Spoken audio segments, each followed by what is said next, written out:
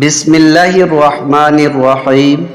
حضرت عبداللہ بن رواحہ رضی اللہ تعالی عنہ کے بارے میں مروی ہے کہ وہ ایک سفر سے واپس آئے، رات کو اچانک بن بتائے اپنے گھر آ گئے۔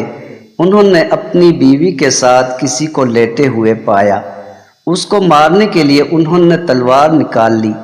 ان کی بیوی کہنے لگی، یہ فلاں خاتون ہے، یہ مجھے کنگھی کرنے آئی تھی۔ پھر وہ رسول اللہ صلی اللہ علیہ وسلم کی برگاہ میں حاضر ہوئے اور آپ صلی اللہ علیہ وسلم کو یہ ماجرا سنایا۔ رسول اللہ صلی اللہ علیہ وسلم نے فرمایا، رات کے وقت سفر سے عورتوں کے پاس مت آیا کرو۔ مستدرک امام حاکم، حدیث نمبر 7798۔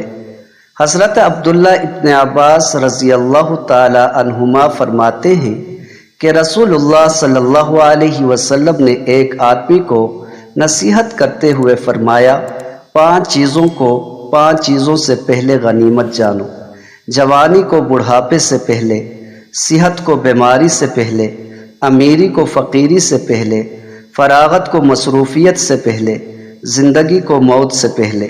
مستدرک امام حاکم، حدیث نمبر 7846۔